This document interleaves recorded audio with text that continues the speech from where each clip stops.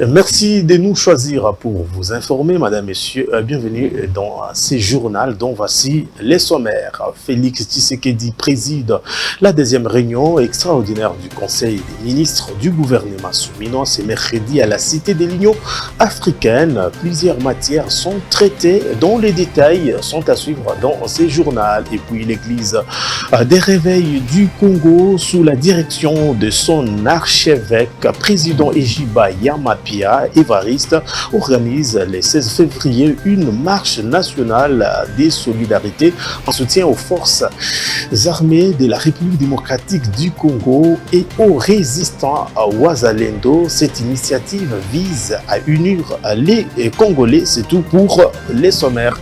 Encore une fois, mesdames et messieurs, bonsoir. Le président Félix Tshisekedi a reçu M. Abdallah Kassaï, ministre de la Santé et envoyé spécial du président algérien Abdoulaye Didad Tiramnoul. La coopération dans les domaines énergétiques, agricoles, économiques et de la formation était au menu de cette audience. Les sites en web nous en parlent. La République d'Algérie et la République démocratique du Congo entretiennent d'excellentes relations bilatérales d'amitié et de coopération à l'image de la proximité entre leurs chefs d'État respectifs. Les deux pays frères veulent élargir leurs relations à travers une coopération axée sur l'économie pour l'intérêt commun. Ce mardi, le président de la République Félix Antoine Tshisekedi Tshilombo a reçu l'envoyé spécial de son homologue algérien Abdelmadjid Tebboune, accompagné d'une forte délégation. Ils ont échangé sur des questions liées au développement de ces deux pays frères dans plusieurs domaines, notamment de l'énergie électrique et des ressources hydrauliques. Il est aujourd'hui primordial qu'on réactive la haute commission de coopération entre les deux pays, pour la bonne raison que ce que nous voyons dans le pays, dans la République du Congo démocratique, beaucoup d'axes de développement qui nous intéressent et nous pouvons donc profiter de cette bonne expérience de votre pays. L'Algérie a été toujours pour la cause juste et nous avons toujours parlé de la paix et la stabilité en Afrique. Je ne pense pas que notre pays soit à côté de cette question. Le chef de l'État s'est montré favorable à la mise sur pied d'une commission mixte qui devra travailler sur la question relative aux axes de coopération entre Alger et Kinshasa. Les émissaires du président algérien ont quitté la Cité de l'Union africaine avec un sentiment du devoir accompli. Je l'ai dit au sommaire, c'est mercredi à la Cité de l'Union africaine. Le président de la République, Félix Antoine Tshisekedi Tshilombo, préside la deuxième réunion extraordinaire du Conseil des ministres, avancée en raison du jour férié du 17 janvier dédié à Patrice Emery Lumumba. Les discussions portent sur des dossiers importants: sécurité, administration du territoire, situation sanitaire, campagne agricole 2024-2025 et construction des centres de formation professionnelle. Le Conseil va également examiner la candidature de la RDC au poste d'envoyé spécial de la jeunesse à l'Union africaine et les préparatifs de Jeux congolais visant à rassembler la jeunesse nationale. Et puis, toujours à la présidence de la République, Félix Antoine Tshisekedi Tshilombo a reçu ce mercredi à la Cité de l'Union africaine deux ambassadeurs extraordinaires et plénipotentiaires nouvellement accrédités en RDC. Ces derniers ont remis au chef de l'État leurs lettres de créance, signe de l'engagement de leur pays en République démocratique du Congo. Images et commentaires avec Héritier Chako. Ce mercredi, à la Cité de l'Union africaine, le président de la République, Félix Antoine Tshisekedi Tshilombo, a reçu dans son bureau de travail deux ambassadeurs extraordinaires et plénipotentiaires nouvellement accrédités en RDC. Il s'agit de Venkatarama de l'Inde et Karl Tikaz de la Fédération de Russie. Au cours de cette cérémonie protocolaire, ils ont remis chacun au chef de l'État un document attestant de la confiance de leurs gouvernements respectifs pour représenter leur pays auprès de la République démocratique du Congo.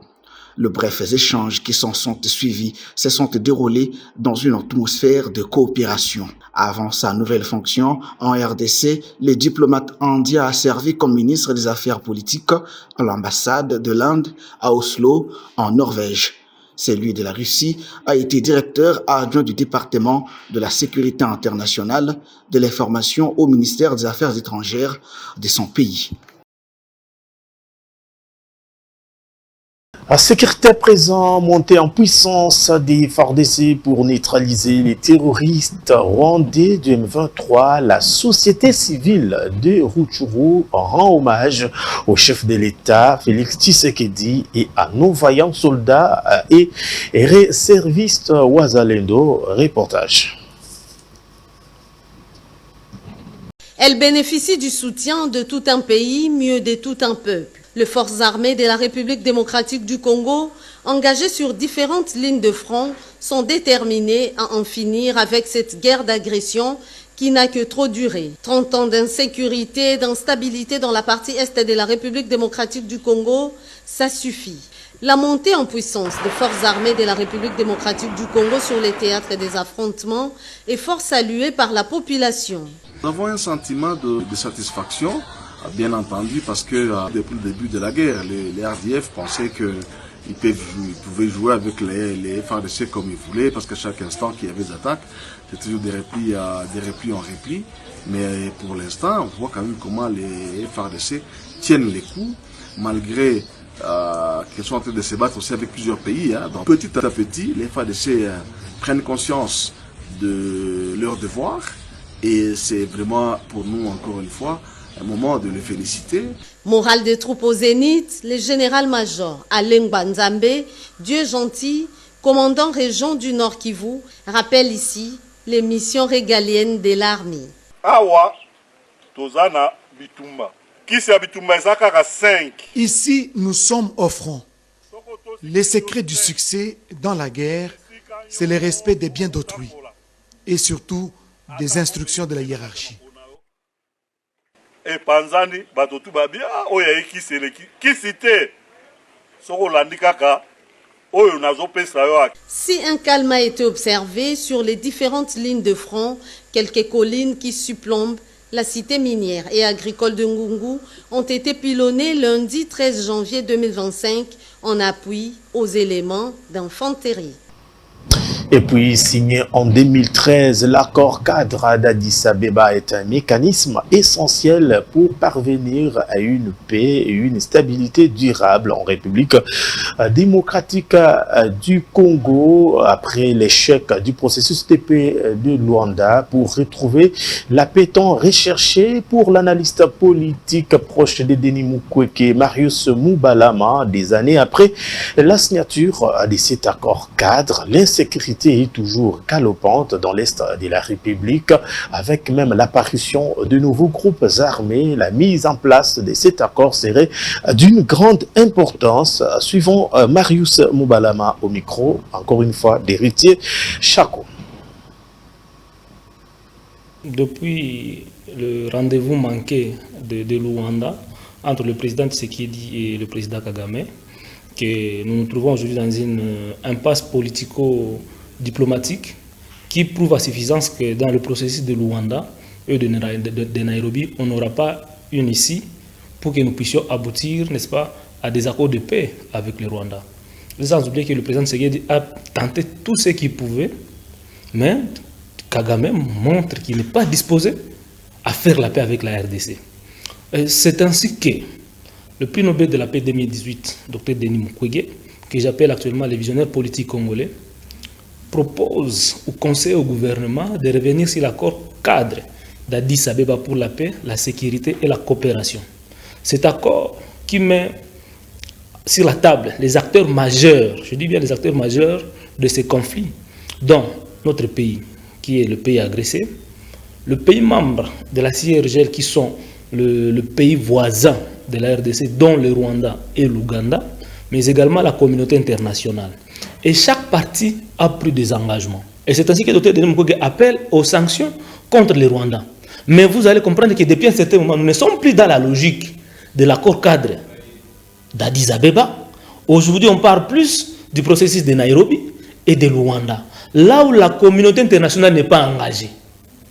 Ouais. Mais si c'était dans le cadre d'Addis Abeba, là, la communauté internationale pouvait s'engager. Mais nous sommes éloignés de cet accord-là. Et donc, le gouvernement a intérêt aujourd'hui à tourner son regard vers le Dr Denis Mukwege pour qu'ils travaillent ensemble, si je peux dire comme ça, afin que Dr Denis Mukwege puisse donner son expertise, afin que nous puissions recouvrer la paix. Parce qu'il n'y a pas de désaccord qui abrogent jusque-là les accords de Nairobi. Donc, c'est les accords d'Addis Abeba. Rendons-nous à Kinshasa, causerie morale de la PNC ce mercredi 15 janvier au Stade des Martyrs. Nous sommes à Kinshasa. Le commissaire général de la police nationale congolaise, Alonga Boni Benjamin, a appelé les policiers à la discipline lors de l'exercice de leur profession. Il leur a également rappelé leur mission principale qui est celle de protéger la population et ses biens, extrait choisi par nos reporters. Mission na biso na police conformément à l'article 182 de la Constitution. Mosala mo biso mozali ko batela bato na biloko bya bango wana mosala ya liboso. Ya mibale ko pekisa mobulu ko tosa bakonzi. Ya misato ko luka bato mabe ko kanga bango ko lekisa bango oboso bwa bazuzi basambisa pe bakatela bango mbula to meko. Yango wana elobami na mission na biso na article 180 de la Constitution. La police est un service public chargé de protéger les personnes et leurs biens, d'assurer la tranquillité publique, la recherche des infractions et de leurs auteurs en réunir les preuves et déférer devant l'officier du ministère public. Mosala Mwabiso Mangoan. Et pour la témosala mona motamola malamu, et senge na biso kosala ngona discipline, pe na bokonde to na politesse. Discipline tolobaka mbala na mbala maye matali discipline. Koto sa sika sika awa pe kozongisa bono kote kopekisa mobulu komemi ya bakonzi. Owana ezali définition ya bokuse. Nzokande discipline ebomi makambo ebele. Tokotanga boko na makambo mango pe tokotala yango esenge na biso kokela yango. Elateli na yo bakoyeba yo ozali discipliné na elateli na yo. Balakisi yo ndenge ya kolata ekoti to bere. Yo ozwi ekoti olati yango lokola liyebo bengi na sima. Ezali kozanga discipline. Zami sokoto iyetolati leta nde asombeli biso yango pe ayebisi biso lolenge ya kolata yango. Ozali kolata bere obengi yango na sima lokola liyebo. Pe moninga omoni ye o reproche ete okebisi ete. Na yo na yebo zangi nini discipline. Elateli eloko liboso bakoyeba yo policier discipliné na elateli na yo ya mibale etamboli na yo soki ozangi discipline otambola bo ntaba soki ozangi discipline okotambola bo ntaba nakanisi bazwa libaku ya kobokola to ya komona ntaba ndenge etambolaka place elongi na ye elakisi ekei tala kozanga discipline. Discipline ezali pe elobeli na yo na kati na baninga mwa ko swana to mwa yiki muke ebeme ya mama na yo kozanga discipline. Okokenete ko finga biteni bibomba bibya nzoto ya mama ya moninga to ya tata ya moninga yo moto ezali bokengel pe mbateli mibeko. Pendant ces temps, l'intersyndicale du syndicat des enseignants de la RDC annonce une grève sèche dans les prochains jours pour non-respect de l'accord de Bibois signé en 2024, notamment la majoration d'une somme de 50 000 sur les salaires des enseignants. Pour ce faire, une déclaration a été faite en ce sens à l'endroit des autorités de titre. Plus de détails dans cet élément de Héritier Chaco. L'intersyndicale des syndicats des enseignants du ministère de l'Éducation nationale et Nouvelle Citoyenneté. À l'attention de son Excellence, Monsieur le ministre d'État, ministre du Budget, l'intersyndicale des syndicats des enseignants de l'Éducation nationale et Nouvelle Citoyenneté a l'avantage d'approcher votre autorité pour vous rappeler les engagements pris à Bibois en août 2024, dont vous êtes signataire et aujourd'hui objet de blocage. 1. Le non-paiement de l'ajout de 50 000 francs congolais à tous les enseignants. 2. La non-généralisation du régime contributif à tous les enseignants au profit de la MSP. Au vu de ce qui précède,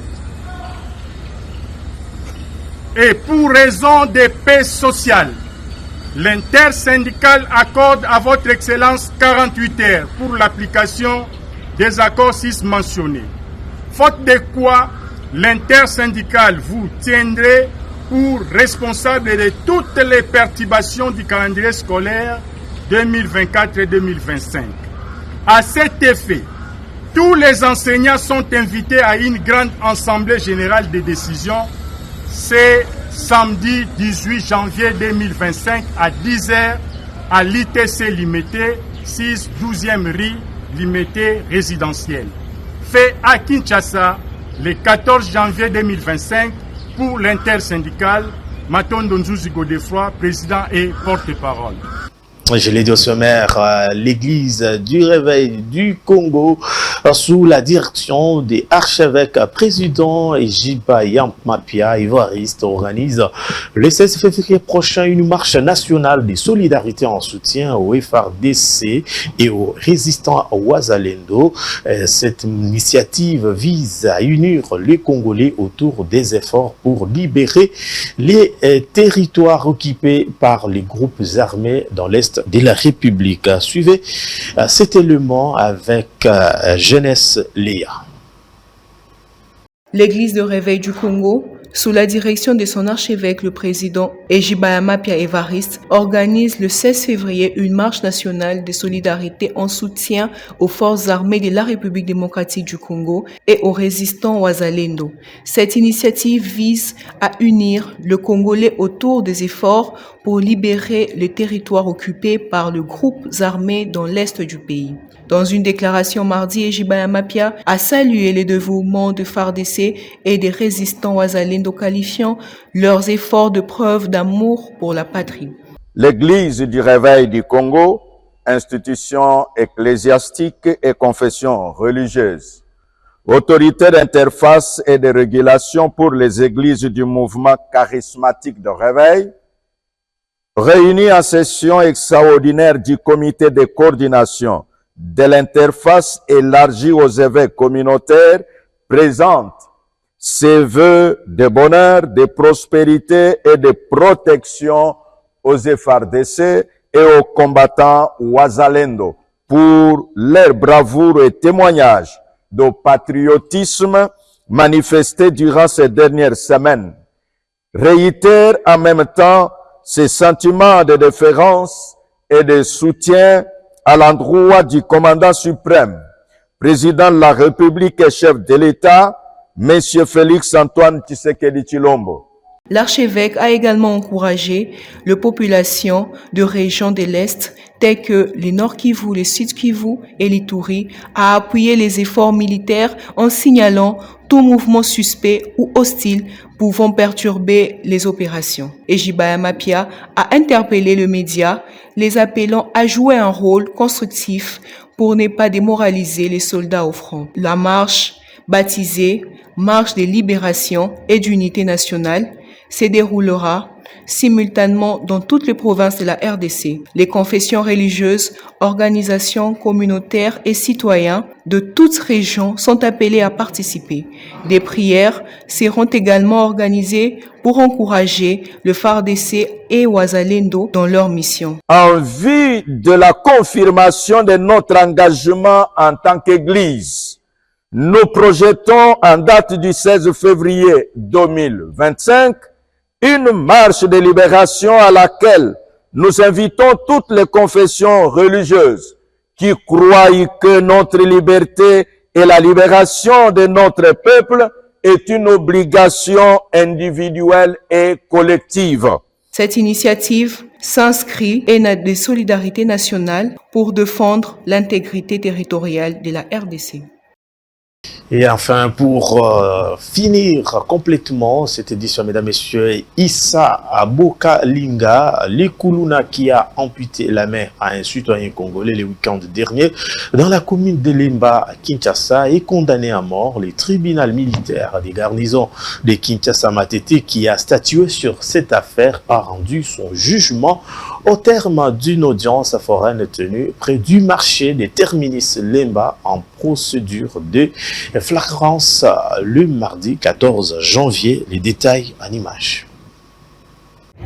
Par ces motifs, vu la Constitution de la République démocratique du Congo telle que modifiée et complétée à ce jour, à ses pertinents articles 20, 21, 149, 153 et 156, vu la loi numéro 023, barre 2002, du 18 novembre 2002, telle que modifiée et complétée à ce jour, en ces articles 1, 2, 3, 4 suivants, vu la loi numéro 024, barre 2002, du 18 novembre 2002, telle que modifiée et complétée à ce jour, portant code pénal militaire, en ces articles 157 et 158, vu l'ordonnance loi numéro 78, barre 001, 24 février 1978, relative à la répression des infractions flagrantes, en ces articles 1 et 5, vu les dossiers de la cause, opposant l'auditeur militaire, ministère public et parti civil, Mbombo, disant droit à la question des savoirs, sur le prévenu et coupable de faits infractionnels lui reprochés et peut encourir une condamnation pénale.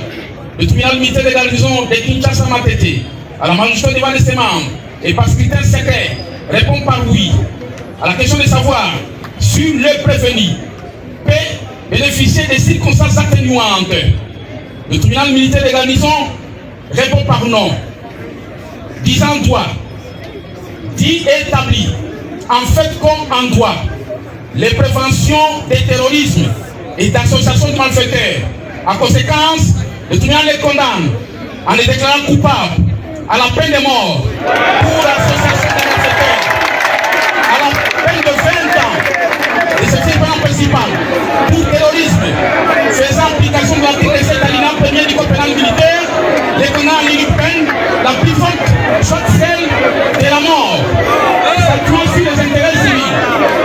Le tribunal déclare recevable et fondé l'action civile et condamne le prévenu au paiement de la somme de $100 000 américains payable en francs congolais pour tous les préjudices civils en tant que dommages et intérêts.